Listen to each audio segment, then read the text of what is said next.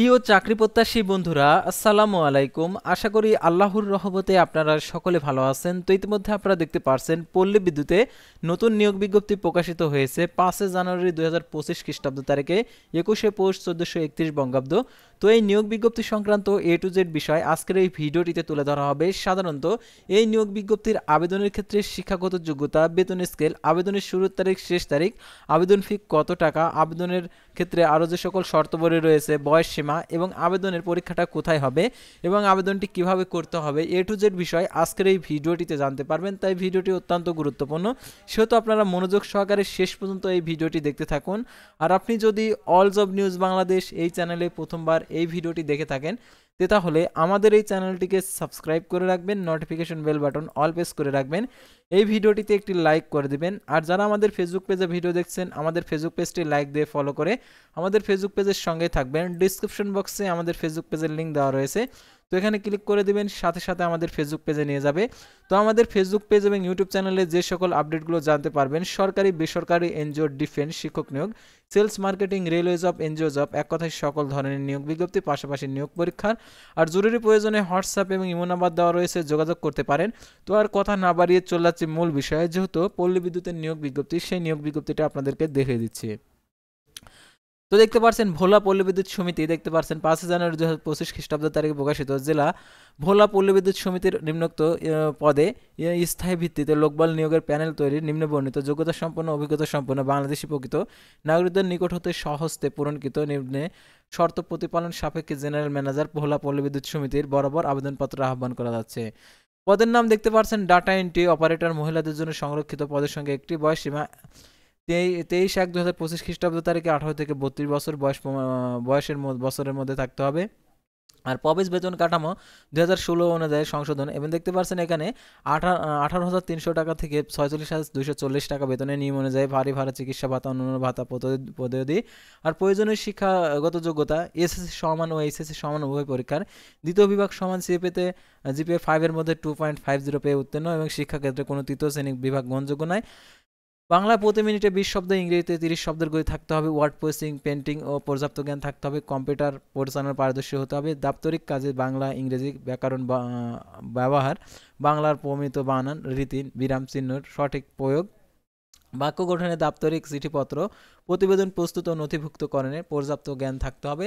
তবে দেখতে পাচ্ছেন এখানে আবেদনের ক্ষেত্রে আরও যে শর্তাবলী রয়েছে, সম্পাদিত কার্যালয়ে সুনির্দিষ্ট পরিষ্কারভাবে উপস্থাপনের দক্ষ ও সক্ষম হতে হবে। যথাযথ ফাইলিং পদ্ধতি, পত্র যোগাযোগ, তথ্য ফাইলিং, ডাটা সম্পর্কে পর্যাপ্ত জ্ঞান থাকতে হবে। Word processing and printing, computer বিষয়ে মৌলিক জ্ঞান সম্পন্ন প্রার্থীদের অগ্রাধিকার। তো এখানে দেখতে পাচ্ছেন যে সকল জেলার প্রার্থীগণ আবেদন করতে পারবেন, ভোলা পল্লী বিদ্যুৎ সমিতির ভৌগোলিক এলাকার স্থায়ী বাসিন্দাগণ ব্যতীত সকল জেলার প্রার্থী আবেদন করতে পারবেন, অর্থাৎ একটি জেলা ব্যতীত সকল জেলা প্রার্থী আবেদন করতে পারবেন। তারপরে দেখতে পাচ্ছেন আরও একটি পদ, সহকারী ক্যাশিয়ার, মহিলাদের জন্য সংরক্ষিত, অর্থাৎ মহিলারা শুধু আবেদন করতে পারবে। আর এটা হচ্ছে পদের সংখ্যা 2টি, 23/1/2025 খ্রিস্টাব্দ তারিখে 18 থেকে 32 বছরের মধ্যে হতে হবে। আর দেখতে পাচ্ছেন প্রবেশ বেতন কাঠামো 16 অনুযায়ী সংশোধিত মোতাবেক 18,300 টাকা থেকে 46,240 টাকা, নিয়ম অনুযায়ী বাড়ি ভাড়া, চিকিৎসা ভাতা দিয়ে পদেও। তো দেখতে পাচ্ছেন এসএসসি ও সমান ও এইচএসসি সমান উভয় পরীক্ষা জিপিএ 5 এর মধ্যে 3 পেয়ে উত্তীর্ণ। কম্পিউটারে বাংলায় প্রতি মিনিটে 10 শব্দের গতি এবং ইংরেজিতে 30 শব্দের গতি টাইপিংয়ের গতি সক্ষম হতে হবে।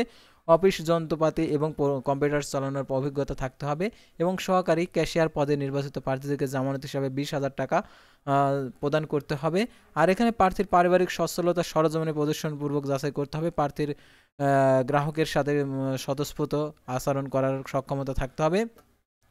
শর্তবদলে উল্লেখিত পদের লাভের আগ্রহী প্রার্থীগণকে ভোলা পল্লী বিদ্যুৎ সমিতির ওয়েবসাইটে বা পল্লী বিদ্যুৎ সমিতির A4 সাইজের কাগজে ডাউনলোড করে সংগ্রহ করে পূরণযোগ্য প্রবেশপত্র এবং সংগৃহীত স্বহস্তে যথাযথভাবে পূরণ করে ব্যাংক জেনারেল ম্যানেজার ভোলা পল্লী বিদ্যুৎ সমিতির 100 টাকা মূল্যমানের প্রি অর্ডার ব্যাংক ড্রাফট যুক্ত করে আগামী 23/1/2025 খ্রিস্টাব্দ তারিখে জেনারেল ম্যানেজার ভোলা পল্লী বিদ্যুৎ সমিতি ভোলা ঠিকানায় কাগজপত্র ডাকজয় কুরিয়ার সার্ভিসের মাধ্যমে আবেদনপত্র পৌঁছাতে হবে।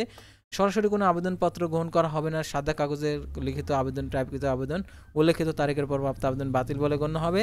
আর আবেদনপত্রের সাথে যে সকল কাগজপত্র যুক্ত করতে হবে, ছবির পিছনে প্রার্থীর নাম লেখা সম্বলিত 3 কপি পাসপোর্ট সাইজের সত্যায়িত রঙিন ছবি, শিক্ষাগত যোগ্যতার সনদের সত্যায়িত ফটোকপি, মার্কশিট ও প্রশংসাপত্র গ্রহণযোগ্য নয়। তারপর জাতীয় পরিচয়পত্র, জন্ম নিবন্ধনের সত্যায়িত কপি, স্থানীয় ইউনিয়ন পরিষদ পৌরসভার মেয়র কাউন্সিলর নাগরিকত্ব সনদপত্র, 100 টাকা মূল্যমানের bank postal order bank draft. তারপর এখানে প্রযোজ্য ক্ষেত্রে অভিজ্ঞতা সনদের সত্যায়িত ফটোকপি। তারপর দেখতে পাচ্ছেন এখানে 23/1/2025 খ্রিস্টাব্দ তারিখে ডাটা এন্ট্রি অপারেটর সহকারী ক্যাশিয়ার পদের বয়সসীমা 18 থেকে 32 বছরের মধ্যে হতে হবে।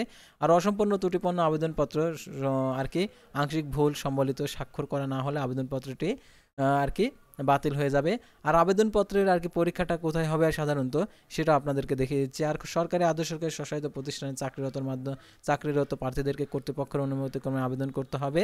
আর গণপ্রজাতন্ত্রী বাংলাদেশ সরকারের জনপ্রশাসন মন্ত্রণালয় জারিকৃত স্মারকে 23/7/2024 খ্রিস্টাব্দ তারিখের মোতাবেক বিদ্যমান সংশোধিত কোটা পদ্ধতি অনুসরণ করা হবে। আর এখানে ভৌগোলিক এলাকার স্থায়ী বাসিন্দাদের আবেদন করার নাগরিকগণ আবেদন করতে পারবে না। আর আবেদনপত্রে অবশ্যই আর এটার জন্য পরীক্ষাটা হবে লিখিত, ব্যবহারিক ও মৌখিক পরীক্ষা অনুষ্ঠিত হবে। এই পরীক্ষার জন্য কোনো প্রকার টিএডি প্রদান করবে না। খামের উপর অবশ্যই মোটা অক্ষরে পদের নাম, নিজ জেলার নাম উল্লেখ করতে হবে।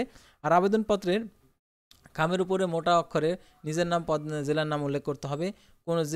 কোন পদে আবেদন, যে কোনো পদের জন্য তদবির প্রার্থীর অযোগ্যতা হিসাবে গণ্য হবে।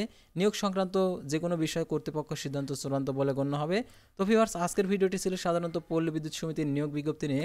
তো পরবর্তী ভিডিওতে আবারও কোনো নতুন জব সার্কুলার নিয়ে আপনাদের সামনে হাজির হব। সে পর্যন্ত সবাই ভালো থাকবেন, সুস্থ থাকবেন। আর অবশ্যই আমাদের ফেসবুক পেজটি লাইক দিয়ে ফলো করে ইউটিউব চ্যানেলটি সাবস্ক্রাইব করে পাশে থাকবেন। আল্লাহ হাফেজ।